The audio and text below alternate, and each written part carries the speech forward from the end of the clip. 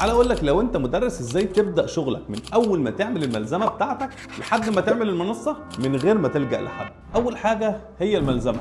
الملزمه عشان تعملها عندك 3 طرق، وثالث طريقه انا ما بنصحكش بيها بصراحه. اول طريقه وهي احسن طريقه ان انت تكتب ملزمتك بايدك. والله بتشوف الدرس وبتحضره وتكتب الدرس اللي انت شايفه النقط الكويسه وتشوف الاسئله اللي انت هتكتبها، وممكن تستعين بمصادر خارجيه زي اي كتاب خارجي. الطريقه الثانيه ان انت تشتري ملزمه من اللي بيبيعوا ملازم ويحط عليها اسمك، ودي انا ما برجحهاش قوي. ثالث طريقه انك تلزق ملزمه حد تاني، ودي انا ما برجحهاش. بعد ما جهزت ملزمتك الجميله هتشتغل بيها في السنتر يا برايفت يا على سمارت يا اما تابلت.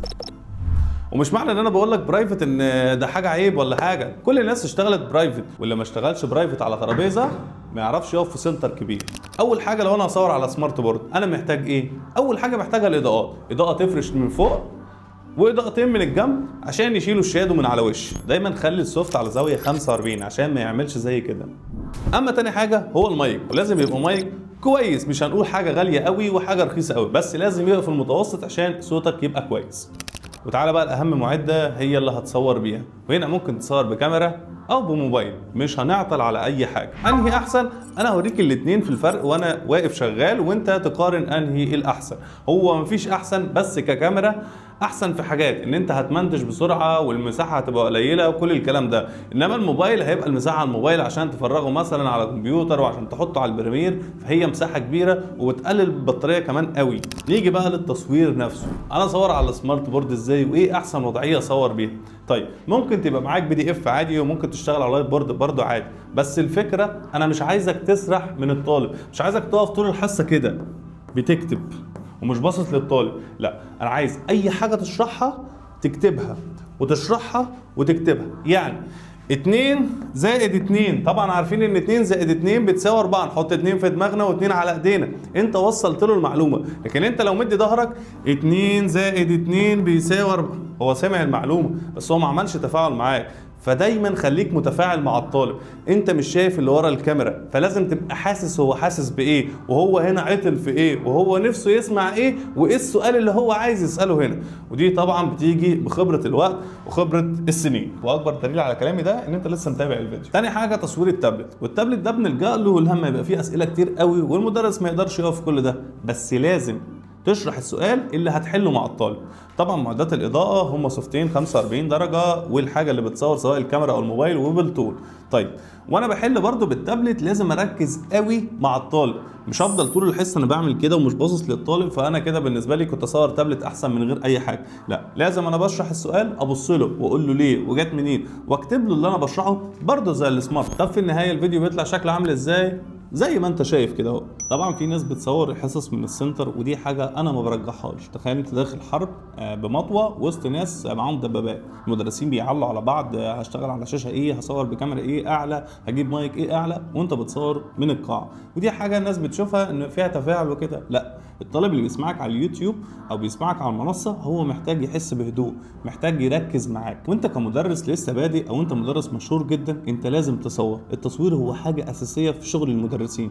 ليه؟ انت بتدي واجب للطلاب محتاج تطلع تحله لهم. هتقول لي انا بطلع اسيست، اقول لك دي اكبر غلطه. لازم تطلع انت، الطالب عايز يشوفك انت، الطالب متابعك انت. فانك تنزل PDF محلول او انت تخلي اسيست يصور الواجب بتاعك فدي حاجه مش بروفيشنال صدقني. لازم انت تصور واجبك بنفسك، سواء تابلت سواء سمارت اي حاجه، المهم تصور الواجب بتاعك. ولو اديتهم امتحان شامل حله معاهم برضو مفيش مشكله. في حاجه، ما تصورش لطلابك على اليوتيوب، يعني ما تنزلش حاجه على اليوتيوب لطلابك بس. عايز تبعتها لطلابك نزلها في اي حته وابعت لهم اللينك. بلاش اليوتيوب اللي بتستخدمه ان انت تبقى شخص مشهور او انت تنزل عليه حاجات كويسه لطلبه مصر كلها، هو يبقى نفسه السله اللي انت بترمي فيها الحاجه لطلابك. لان اليوتيوب بيفهم ان انت لما تنزل فيديو اصلا داخل عليه 50 ولا 60 واحد ولا 100 واحد اللي هم طلابك، ان انت التفاعل بتاعك كده كده ضعيف، فمش هيطلعك سجست للناس. فانت حتى لو بتعمل منصه وبتاخد اللينك من اليوتيوب، اعمل يوتيوب جديد للمنصه بس او لطلابك بس، وتاخد اللينك وتبعته لطلابك. لان تاني الفيديو اللي انت بتنزله على اليوتيوب لطلابك بس مش لطلاب مصر كلها ما بيبقاش مهم، فاليوتيوب ما يطلعوش مقترحات فتبدا تجيب مشاهدات قليله قليله حتى لو انت عامله انليست. هو حل الموضوع ده كله انك بتعمل يوتيوب مختلف لطلابك وللمنصه، وتعمل فيه انليست، تعمل فيه برايفت، تحط فيه الفيديوهات بتاعك، اعمل فيه اللي انت عايزه. لما اليوتيوب اللي انت بتستخدمه لشغلك انت لطلاب مصر كلها، بلاش تعمل كده، بلاش تعمل حاجه انليستد، بلاش تعمل حاجه لطلابك انت بس، الناس كلها مش عايزاها، الواجب بتاعك ومن كتاب هو مع طلابك بس.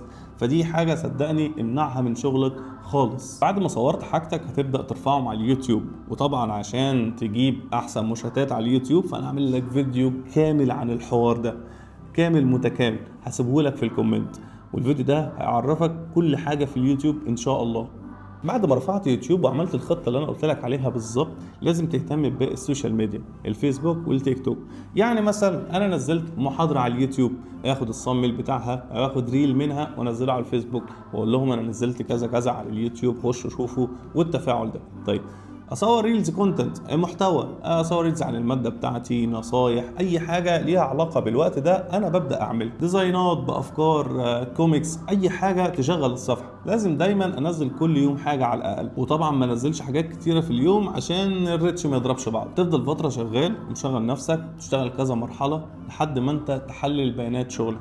تحلل بيانات شغلك دي يعني تعرف مثلا ايه اكتر طلبه متابعينك، اولى ثانوي، ثانيه ثانوي، ثالثه ثانوي، ثالثه اعدادي، وتشوف هم عايزين منك ايه. بيكتبوا لك في الكومنتات والله عايزين كذا يا مستر، عايزين كذا يا مستر، وتبدا تصوره قبل اي حد.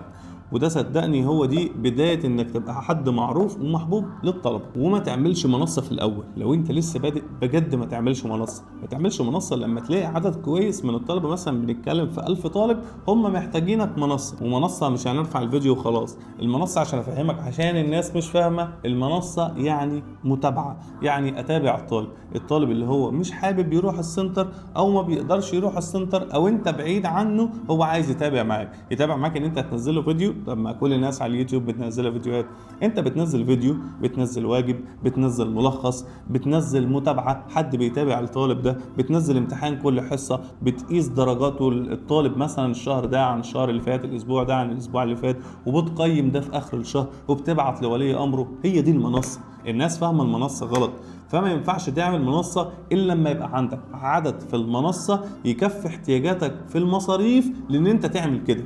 لو عملت منصه زي ما 90% من المدرسين عاملين منصه ينزلوا عليها حصه مثلا واجب بس، دي مش منصه صدقني. عشان كده الطلبه كتير ما بيتابعوش معاها. انما لو جيت لاكبر منصات في مصر، اكبر المدرسين هي نجاحها اصلا في متابعتها. فما تخليش حد يضحك عليك ويقول لك تعالى اعمل لك منصه وانا اعمل لك عرض والكلام ده. قبل ما تعمل منصه اسال نفسك هعمل منصه ليه والمين. عندك فعلا 1000 طالب خلاص وعايزين يشتركوا معاك، اكيد اعمل منصه، بس لازم فعلا تبقى مهتم بيها ومهتم بالطلبه اللي فيها، لان دول اصلا مسؤولين منك في الاول وفي الاخر. فما تستعجلش، اشتغل على اليوتيوب سنه واثنين وثلاثه، بس يوم ما تبدا فعلا تعمل منصه وتبدا تتعرف في مصر كلها تبقى بادئ قوي جدا وعارف انت بتعمل ايه، عشان ما حدش يتصيد لك الاخطاء. وعشان دي برضو مسؤوليه كبيره قوي، عشان الناس هيبقوا دافعه فلوس مقابل حاجه هم ممكن ما ياخدوهاش. فما تبصش تحت رجليك وبص للصح، وصدقني والله العظيم اللي بقول لك هو ده الصح. فكره ان انا ابقى مدرس مشهور ومعروف، هي الموضوع محتاج مثابره شويه، وان انا افضل موجود في السوق دايما، موجود على الفيس، على اليوتيوب، على التيك توك، وبنزل دايما حتى لو ما بجيبش مشاهدات عادي. ممكن الطلبه مش محتاجه ده دلوقتي، بس انا افضل انزل وافضل متشاف. وما تعرفش رزقك جاي امتى، بس يوم ما يجي رزقك لازم تبقى جاهز له. ولازم قبل ما تعمل اي حاجه على اليوتيوب لازم تشوف نفسك، لازم تشوف حصتك مره واثنين وثلاثه وتوريها الناس بتثق فيهم، وتقول لهم انا ناقصني ايه، طب انا اسلوبي، طب مادتي العلميه. لما تلاقي نفسك فعلا جاهز تطلع على اليوتيوب قدام المنافسين كلهم، وابدا وما تستناش نتيجه دلوقتي، النتيجه هتيجي بالتدريج. المهم ان انت تبقى بتعمل اللي عليك وبتراعي ربنا في كل حاجه بتعملها. صدقني والله اول ما يجي ميعاد شهرتك هتتشهر. وما تبصش لنتائج حد، سين مش زي صاد زي عين، ده هيتشهر في شهر، ده في سنه، ده في سنتين. كل واحد وليه رزقه في الاول وفي الاخر. وان الشهره مش ماده علميه بس، انت ممكن تبقى ماده علميه جبار بس ما عندكش الكاريزما الكافيه، ما عندكش الاداء اللي فعلا يوصل للطالب المعلومه. دي حاجات انت لازم تبص على نفسك كل فتره وتشوف ايه اللي محتاج تعمل له ابديت في اللي انت بتعمله. ومش لازم خالص والله تشتغل مع شركه او تشتغل مع حد، لو انت بتعمل كل حاجه فعلا بنفسك كويسه ابدا اعملها. امتى اشتغل مع شركه؟ لو انا فعلا مش فاضي، انا الشغل عندي كويس والشغل كبر والدنيا كويسه ومحتاج بقى حد يريح دماغي من كل الكلام ده. انما لسه بادئ اكيد مش هدي شركه رقم ايا كان هو الرقم ايه حتى لو صغير عشان يعملوا لي حاجات انا فاضي اعملها. اصل اي شركه بتعمله والله هو مش اعجاز، هو مش حاجه كبيره، هي حاجه عاديه جدا، بس الفكره انك تبقى فاضي تعملها وانك بتعرف تعمل الحاجه دي، والحاجه اللي انت هتفضل تعملها في وقت كبير هتبقى احسن واحد تعرف تعمل. وصدقني سيبك من اي حد بيتبع اي اسلوب مش كويس او اي حد بيطلع يرقص في حصته او بيستخدم اساليب غير شرعيه، والله العظيم كل ده ما بيجيبش نتيجه لاي حد في اي مجال، مش مجالنا احنا بس. فانت اشتغل انت مستقيم، مالكش دعوه بحد، اتقي الله في كل حاجه عندك سواء في السنتر او في الاونلاين، وصدقني ربنا هيكرمك اضعاف ما انت متخيل. الموضوع محتاج بس مثابره شويه وجهد منك شويه، سنه 2 3، وصدقني يوم ما يحين رزقك خلاص يجي هتلاقي الدنيا كلها اتفتحت لك، وتلاقي السناتر بتكلمك من غير وسيط ومن غير ما انت تكلم حد ومن غير اي حاجه. تلاقي السناتر كلها بتكلمك، يا مستر الطلبه بتسال عليك هنا، يا مستر الطلبه عايزاك، يا مستر تعالى ادينا ميعاد. وخلي بالك انت ممكن تتشهر جدا على اليوتيوب وعلى السوشيال ميديا وتنزل سنتر ما تعملش اي حاجه، مش رزقك الاونلاين، رزقك مثلا كذا، خلاص اكتفي برزقك واعرف ان كل واحد هو ليه رزق مكتوب له. وده طبعا ما يغنيش ان احنا نجتهد ونسعى، اسعى في كل حته، ارمي سنارتك في 20,000 مكان، والمكان اللي يبقى فيه سمك ارمي بقى فيه سنانيرك ساعتها. بس ده الاناليسيس بتاعنا، بنشوف تحليل البيانات، ايه اللي جايب معايا، انا اتشهرت بايه او انا كويس بايه. واوعى حته ان انا مدرس ثالثه بس، لا انت مدرس. لو بتدرس لاولى ابتدائي فانت مدرس، واشهر مدرسين دلوقتي كانوا بيدوا ابتدائي عادي. قصه ان انت مدرس ثالثه بس دي او ان انت تبدا تقول انا ثالثه بس دي انا بشوفه بصراحه مش كويس. انت بترمي سناره في حته واحده مش عارف فيها سمك ولا فيهاش سمك، وفي جنبك 20,000 سناره والدنيا مش احسن حاجه. لكن لما ارمي سنارتي في كذا حته اكيد في حاجه فيهم هتجيب، وساعتها انا بلعب عليه وبنميه. والله باخد الطالب من اولى بيطلع معايا ثانيه بيطلع معايا ثالثه، انا عملت قاعده كويسه. ودايما خلي فيه قاعده عندك في اليوتيوب، يعني يبقى الشغال ثالثه ثانوي، طب ما هو السنه الجايه اتخرجوا، اليوتيوب بتاعي بقى فاضي كل اللي فيه متخرجين. طب لو انا اولى ثانوي لسه معايا الدفعه قاعده سنتين، وكل سنه بدخل اولى ثانوي بيبقوا معايا دفعتين، دايما انا بدخل ابديت عندي في اليوتيوب وان هي في ناس دايما موجوده. واوعى تقتل الفرخه اللي بتجيب لك بيض، يعني اليوتيوب جاب لك طلاب سواء في السنتر او في الاونلاين، ما تقولش بقى انا مش هنزل يوتيوب عشان طلبه الاونلاين. بص خالص والله، ادي انا قلت لك من شويه هو المنصه يعني ايه، وان الاهتمام ده انت مستحيل تعمله في اليوتيوب. فدايما اليوتيوب هو اللي جاب لك البيض، دي الفرخه. فلو قتلتها الطلبه اللي معاك على المنصه يقعدوا معاك سنه سنتين خلاص كده. اليوتيوب هو اللي جاب لك فحافظ عليه. لو ما عندكش امكانيات خالص في التصوير ممكن تصور بتابلت بس من غير كاميرا ومن غير اي حاجه، سكرين كبدايه. ما هو ما لا يخص كله لا يضرب كله، لازم تبدا. صدقني والله العظيم قوم ابدا من دلوقتي، ومش كل شويه تقول هبدا من السنه الجديده. هتفضل تقول هبدا من السنه الجديده، هبدا من الترم الثاني. ابدا من المراجعات، ابدا من الاجازه، جهز بقى الشغل. اكتر شغل المفروض يعمله المدرس هو في الاجازه مش في الدراسه. لازم يعمل ضعف المجهود للتصوير وللتحضير ولكل حاجه عشان يبقى جاهز للمنافسه. اخيرا احب اقول لك لازم تبدا، مش مهم ان الناس كلها بدأ من بدري، ابدا دلوقتي عشان ما تندمش بعدين ان انت ما بداتش من سنه او 2 أو 3. لان صدقني البكالوريا السنه الجايه كله هيبدا من خط البدايه، واللي هيفصل ما بينهم فعلا الماده العلميه والاداء بتاعك. فدي فرصه ذهبيه اتمنى تستغلها وتعتبرها بدايه ان شاء الله موفقه ليك. وانت لو مدرس بادئ او انت مدرس كبير ومحتاج مني اي نصيحة والله العظيم من غير اي حاجة ابعت لي وانا هقول لك اللي انت عايزه والله بدون اي احراج وبدون اي حاجة، وهديك المعلومة اقسم بالله كاملة. انا احمد خالد ودي A to Z.